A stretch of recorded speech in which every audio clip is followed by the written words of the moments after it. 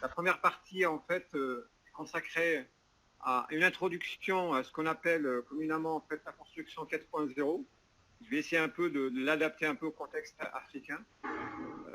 Voilà, donc je vais activer donc, le plein écran. Est-ce que vous voyez là le slide? Allô? Oui, oui, on voit très bien tes slides, oui. Très bien. Voilà, donc avant de parler un peu de l'évolution des techniques de construction et donc je voulais vous parler un peu de l'état actuel de la construction un peu partout dans le monde. Donc la priorité généralement est donnée au dessin 2D. Donc on a des informations en fait du projet qui sont conservées dans plusieurs fichiers avec de divers formats. On a surtout une difficulté majeure à gérer en fait les modifications de la conception à la dernière minute et surtout le passage de la conception à la réalisation. Et tout ça en fait, il donne un risque majeur de perte de données. Donc pendant la phase de coordination interdisciplinaire, pardon, c'est-à-dire lors de la coordination entre les différents corps d'État donc sur le chantier. Ah, donc à titre d'exemple, vous savez, lorsqu'on réalise un DO, donc un DO, donc c'est le dossier des ouvrages exécutés, c'est-à-dire à la fin de la phase construction. Pour un bâtiment courant, ça représente 8000 documents. Un exemple pour une tour à la Défense, donc à Paris, on a généré, en fait, ça peut générer jusqu'à 700 000 documents avec au moins 120 000 courriers. Donc pour l'exploitation de ces ouvrages, il y a une impossibilité à exploiter en fait ces documents et surtout donc une difficulté à les mettre à jour. On a aussi un problème majeur lié à ce qu'on appelle la non-qualité dans les projets de construction. Là, c'est des statistiques internationales, donc ça chiffre à 10% du chiffre d'affaires du secteur du BTP, ce qui représente presque 15 milliards par an. Et ces statistiques, en fait, je pense qu'elles sont valables un peu dans tous les pays. En France, on chiffre ça, on le verra après dans le cadre du Lean, entre 5 et 10% du chiffre d'affaires des entreprises. Voilà. Il y a une réalité aussi qui fait que le secteur de la construction, il traîne par rapport aux autres secteurs. Donc là, vous voyez sur le graphique la maturité numérique du secteur de la construction. On est vraiment en bas de cette échelle. Donc il y a un retard énorme qu'on doit rattraper. Donc là, par rapport à la productivité, donc il y a une comparaison qui a été réalisée, donc toujours au niveau international, c'est une étude américaine qui montre un peu l'écart important entre l'évolution de la productivité donc, du secteur de la construction. Ce que vous voyez ici en orange, si on va le comparer au secteur industriel ou le secteur économique, donc d'une manière générale. Donc on est presque à 1%, alors que dans l'industrie, on est à 3,6%. Il y a un rapport de McKinsey dans le consulting international qui confirme un peu de plusieurs raisons, donc, qui se traduisent généralement par une mauvaise gestion et une exécution du projet, un manque de compétences au niveau donc, du secteur de la construction, et surtout aussi un manque de recherche, développement et d'innovation. Donc on continue toujours à travailler avec des processus plus ou moins archaïques selon les régions et selon les pays. Voilà, donc maintenant, je vous introduis un peu c'est quoi la construction 4.0. Donc c'est vrai, donc le BIM, c'est la clé de voûte de cette révolution, mais il y a plusieurs autres facettes.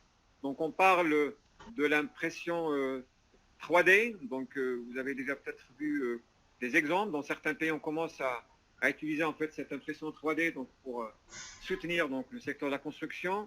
On parle de Big Data, donc l'utilisation des données, donc pour mieux anticiper donc, les demandes clients, etc. On parle de la réalité augmentée. On parle de l'utilisation du cloud, donc c'était un peu le BIM de niveau 3, c'est-à-dire lorsqu'on a une maquette numérique qui est stockée dans le cloud et qui est accessible à tous les partenaires, à tous les intervenants et qui est mise à jour en temps réel. On parle du scan 3D, donc c'est lorsqu'il s'agit de réaliser une maquette numérique pour de l'existant, etc. Donc on parle des matériaux intelligents aussi. Donc tout ça, ça représente un peu donc, cette évolution, donc cette révolution. Mais c'est vrai, donc le BIM donc, représente la clé de voûte de cette révolution. pollution, bien sûr avec le Lean comme une autre démarche donc, pour optimiser le fonctionnement sur le chantier. Voilà, donc je reprends ici une définition de deux auteurs québécois, donc Conrad Botton et Daniel Forgue, qui définit en fait l'industrie 4.0, donc utilisée dans le secteur de la construction, comme étant une stratégie qui s'appuie sur le numérique et la connectivité ubiquitaire. Donc je vous donnerai après quelques détails enfin, sur ce mot-là. Donc faut retenir un peu, c'est l'omniprésence de l'informatique.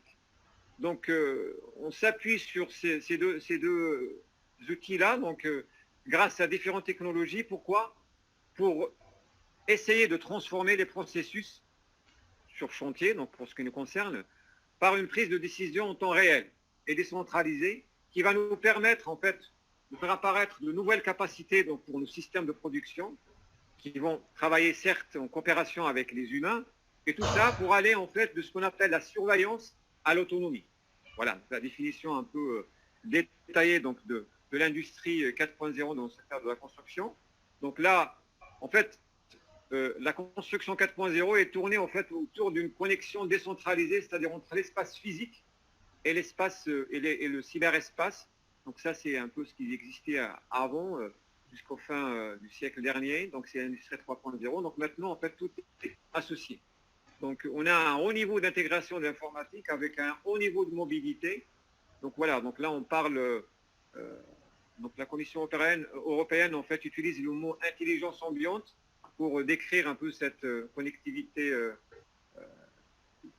ubiquitaire. Et les États-Unis privilègent le mot donc, informatique ubiquitaire. Donc, tandis que le Japon parle de la société des réseaux omniprésents. Donc, bref, ça parle lorsque l'informatique, en fait, elle est omniprésente. C'est ce qui se passe un peu maintenant dans la société. Et le chantier, en fait, les chantiers ne sont pas épargnés par cette évolution. Voilà. Donc, d'une manière un peu générale, donc on peut résumer un peu donc, les évolutions un peu de cette construction 4.0 par une abondance un peu de données numériques qui est disponible qui sont disponibles en temps réel. La mise en réseau en fait des systèmes de production, une tendance un peu à automatiser les tâches et à intégrer en fait les données à toutes les échelles. Donc il y a aussi un autre domaine qui se développe beaucoup. Donc dans le pays francophone, on parle de la construction hors site. Donc ça consiste un peu à préfabriquer des composants en usine pour accélérer en fait la mise en place. Je ne sais pas, peut-être que vous avez déjà vu dernièrement, enfin, il y a 2-3 ans, une vidéo en fait qui circule sur le net. En fait, c'est un record en Chine. On a pu construire un immeuble de 57 étages avec un record en fait de 17 jours. C'est l'équivalent de 2-3 étages par jour. Et tout ça parce qu'en fait, on utilise la construction hors site, c'est-à-dire où donc, les éléments sont préfabriqués en usine et ça consiste uniquement à assurer une bonne logistique et assurer le montage sur site.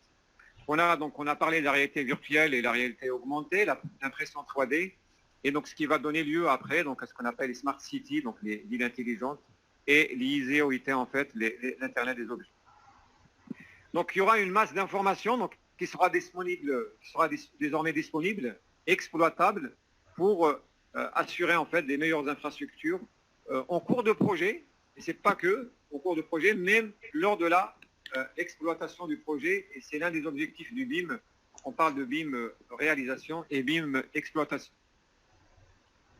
Voilà, donc là, je voulais un peu, c'est un peu pour comprendre un peu les enjeux de cette construction 4.0, donc pour essayer un peu de transposer un peu dans notre cas un peu aujourd'hui dans les pays africains. Donc là, c'est une étude qui a été réalisée en 2016. Donc les challenges, les enjeux de cette construction, si on va essayer un peu de les analyser à travers l'analyse Pestel, donc peut-être qu'ils ne connaissent pas, donc l'analyse Pestel, donc c'est un outil qui permet d'analyser un peu l'entreprise ou une organisation, donc à travers les facteurs extérieurs, donc qui sont le politique, l'économie, le social, la technologie, l'écologie et la législation. Donc là, on voit qu'il y aura donc plusieurs facteurs. Si on prend par exemple au niveau politique, donc l'enjeu c'est l'hésitation donc à adopter donc cette démarche. Donc on présenterait tout à l'heure un peu une étude qui a été réalisée pour le BIM au niveau africain. Donc on voit qu'il y a un manque de volonté un peu politique pour adopter donc ces nouvelles méthodes de travail. Donc au niveau économique, donc ça représente un coût. Donc si on veut investir un peu dans ces démarches, donc il y a un coût. On a aussi donc des méthodes de travail aussi qu'on doit mettre en place, des nouvelles méthodes de pilotage à mettre en place. On aura besoin aussi au niveau sociétal, en fait, des nouvelles compétences et des nouvelles connaissances en termes de management.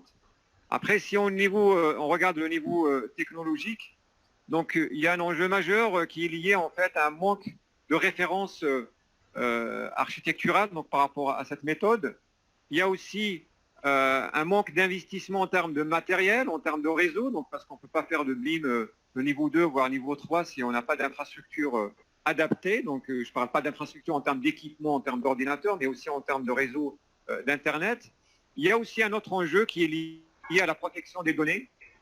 Et donc, ce qui va donner lieu à un autre enjeu qui est lié à la législation, c'est-à-dire comment on va légiférer justement pour prendre en compte un peu donc, cet enjeu lié à la protection des données, aussi à la protection des œuvres, parce que généralement dans un projet de construction, donc il y a toujours un architecte qui initie un peu donc une œuvre. Donc avec le BIM, donc ça donne un peu des difficultés à gérer un peu donc tout ça. Maintenant, en termes de bénéfices donc de cette révolution, on voit qu'il y a beaucoup de bénéfices, notamment en termes économiques. Donc il y aura une amélioration des coûts de construction. On va maîtriser encore mieux les délais de réalisation et aussi donc on va surtout améliorer la qualité.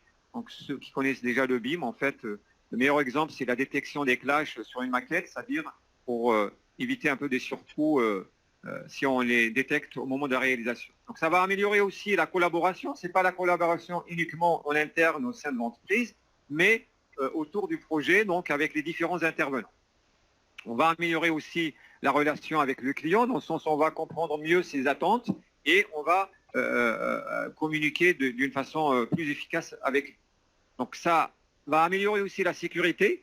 Donc en France, il y a un organisme qui s'appelle l'OPBTP qui s'intéresse beaucoup au BIM et au Lean parce qu'il voit qu'il y a des améliorations qui peuvent être atteintes donc, en utilisant ces deux méthodes. Et puis bien sûr, au niveau écologique, au niveau environnemental, en fait, il y a des gains indiscutables en termes de la réduction de l'empreinte carbone, donc en utilisant un peu ces méthodes, donc parce que ça va lutter contre les gaspillages, donc ça va réduire un peu l'empreinte carbone. Donc là, je passe un peu rapidement. Donc d'une manière générale, donc les bénéfices de l'industrie 4.0 pour la construction. Donc il faut savoir d'abord que c'est un mouvement mondial, donc on ne peut pas échapper. Donc si un changement inévitable qui va venir, donc si on ne prend pas un peu les devants, donc il nous sera imposé tôt ou tard. Donc c'est une interaction entre les technologies utilisées en fait, les outils, les processus et l'organisation, donc le pilotage d'entreprise. Il va nous permettre d'éliminer les silos en fait entre différents départements au sein d'une même entreprise ou bien entre les différents intervenants, donc les différents corps d'État qui interviennent sur un chantier. Bien sûr, il y aura des bénéfices en termes de coûts, en termes de délai et surtout donc ça va rajouter une certaine valeur ajoutée à l'ensemble en fait du cycle de vie de l'ouvrage, notamment en phase d'exploitation.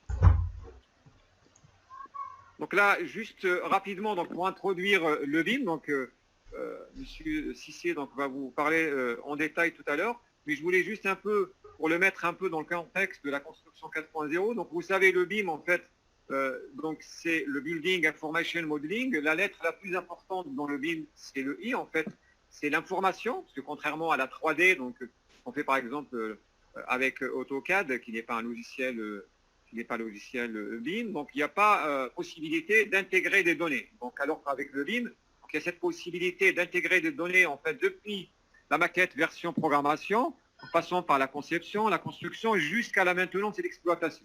Et donc cette maquette, elle va être enrichie au fur et à mesure, donc on traverse ces différentes phases de construction.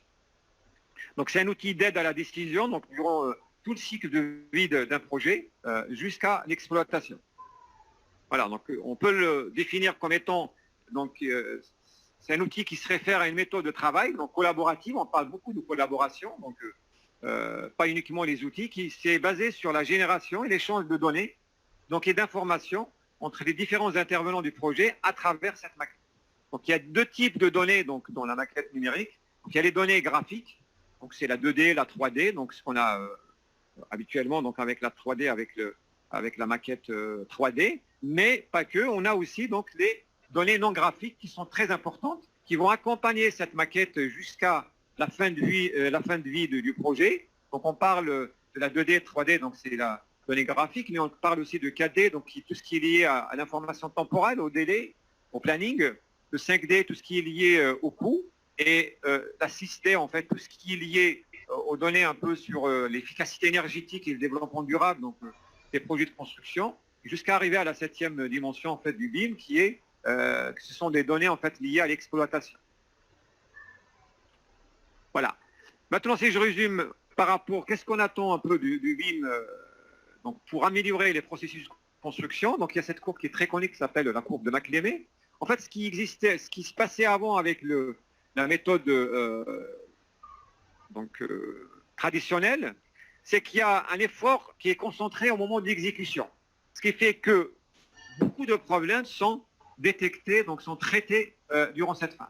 Et vous avez ici la courbe verte que vous voyez, en fait, c'est le coût des modifications dans le projet. C'est-à-dire, plus on avance dans le projet, plus les modifications vont nous coûter cher. Et donc, la courbe bleue, c'est la facilité, en fait, d'apporter des modifications. Donc, nous, avec le BIM, ce qu'on essaye, c'est de faire une sorte de translation, de ramener un peu donc, ce pic-là, ici, vers un peu la phase DCE, la phase un peu étude, conception, de telle façon, donc, avec la maquette, ce que nous offre la maquette numérique, on va essayer de détecter un peu tout ce qui est non-conformité, ce qu'on appelle les clashs, et donc on va anticiper mieux, et donc du coup on va espérer en fait avoir des gains en termes de coûts, puisque ça va nous coûter moins cher, donc une modification détectée à ce niveau-là ou à ce niveau-là, donc ça ne va pas nous coûter de la même manière. Donc il y aura une implication accrue en amont, il y aura une collaboration donc, entre toutes les parties prenantes à travers cette maquette numérique. Et donc, il y aura aussi une gestion des maquettes de données donc, avec l'équipe de BIM Manager. Voilà, donc pour résumer, donc, le BIM, c'est un processus en fait, qui va rassembler tous les intervenants, donc, depuis la phase programmation jusqu'à la maintenance. Et pourquoi on insiste beaucoup sur la maintenance? Donc, en France et un peu partout dans le monde, il y a beaucoup d'organismes d'habitation, par exemple, qui s'intéressent au BIM. Ce n'est pas uniquement par rapport à la phase construction, mais aussi surtout par rapport à la phase exploitation. Parce que vous savez ici, donc, le coût d'un projet, c'est-à-dire si on va distinguer le coût de construction, c'est-à-dire conception, réalisation, jusqu'à la remise des clés, ça représente 25% des coûts. Alors que les 75%, donc, c'est des coûts d'exploitation. Donc, on a un intérêt majeur, en fait, à utiliser le BIM, donc, pour mieux, donc, pour optimiser un peu ces opérations d'entretien, d'intervention et de maintenance de l'ouvrage. Voilà, je ne sais pas ce qu'au niveau du temps, j'ai un peu, juste pour présenter rapidement, donc un rapport BIM Afrique de 2020. Je ne sais pas, Radija, est-ce que j'aurais 2-3 minutes de plus ou non? C'est un document qu'on a été transmis dernièrement, donc c'est le comité de recherche BIM Afrique, donc il a lancé une première enquête, c'était en 2019-2020. Donc ils ont utilisé un formulaire, en fait ce sont des compatriotes africains qui sont basés au Royaume-Uni. Ils ont utilisé donc, le formulaire national Royaume-Uni donc, pour l'adapter au contexte africain. Donc il a été mis en disposition, donc l'enquête a été mise à disposition en anglais et en français donc, pour couvrir les différentes régions d'Afrique. Malheureusement, en cours d'enquête, donc il y avait l'épidémie de Covid-19 qui s'est produite. Donc, mais malgré ça, quand même, il y avait 500 entreprises qui ont participé et qui ont enregistré en fait dans différentes régions d'Afrique, Afrique du Nord, Afrique de l'Ouest et Afrique de l'Est. Et il y a ceux qui sont intéressés, je peux vous donner le rapport après, il est en version anglaise et en version française. Donc, j'ai quelques résultats à vous présenter. Lorsqu'on leur pose en fait la question lors de la production de dessins modèles, lequel de ces outils suivants utilisez-vous? Donc c'est un peu partout dans le monde. Donc voilà, il y a Autodesk, AutoCAD et Revit donc, qui s'imposent. Donc un peu Graphisoft, Archicad, d'autres logiciels. Si on leur pose la question sur aviez-vous déjà entendu parler du BIM, modélisation des informations du bâtiment? C'est rassurant quand même. Donc presque plus de 90% donc, des Africains, donc voilà, ils sont conscients un peu de l'intérêt de cette démarche. On a posé la question au sein de votre organisation, avez-vous adopté le BIM pour les projets dans lesquels vous aviez été appliqué? Quand même presque une moyenne, en fait, 44% des entreprises en fait, qui ont répondu, qui disent apparemment ils sont déjà lancés dans des expériences BIM. Pour la question dans quelle mesure êtes-vous d'accord ou en désaccord avec les déclarations suivantes, donc là j'ai sélectionné 3 réponses. Donc on a presque 54% donc de oui, en fait, nous avons besoin de fabricants pour nous fournir des objets BIM, donc là ça manque malheureusement en Afrique. Nos contrats actuels ne sont pas compatibles avec le BIM, donc ce qu'on disait tout à l'heure, donc pour mettre en place du BIM, il faut qu'il y ait une volonté politique justement pour préparer, pour accompagner les entreprises, notamment donc avec cette partie contrat. Et pour la question, donc l'utilisation du BIM permet des économies de fonctionnement et de maintenance. On est à 75% à répondre oui par rapport à cette question. Dans quelle mesure êtes-vous d'accord ou en désaccord avec les déclarations suivantes? Il y a 2 réponses importantes. Donc là, ils étaient à 69% pour dire que je pense que le gouvernement devrait soutenir le BIM. Il n'y aura pas de BIM dans un pays s'il n'y a pas une volonté politique et pas un accompagnement des gouvernements. L'adoption de BIM est encore lente, malheureusement. Donc voilà, 67% qui répond à cette question. Bon, il y aura d'autres questions, je vous laisserai le soin après de les regarder. Donc vous aurez après le slide, le fichier à votre disposition. Quels sont, selon vous, les principaux obstacles à l'utilisation du BIM? Voilà, j'ai sélectionné un peu les plus importantes. D'abord, pas de cadre contractuel établi pour travailler avec le BIM, 28%. Des problèmes de coûts, donc malheureusement, comme on l'a dit tout à l'heure, donc il y a des coûts à considérer, donc en termes d'investissement, de formation. Manque d'expertise interne. Le soutien du gouvernement au BIM il fait défaut. Et le manque d'entraînement, en fait, c'est le manque de formation. Donc, effectivement, donc, on sent qu'il y a des actions à mener là-dessus, donc justement pour pallier à ces défis. Voilà, donc ma présentation sur cette partie de la construction 4.0 est finie. Désolé si on a pris un peu plus de temps. Et donc je donnerai la parole à M. Cissé donc, pour la partie BIM.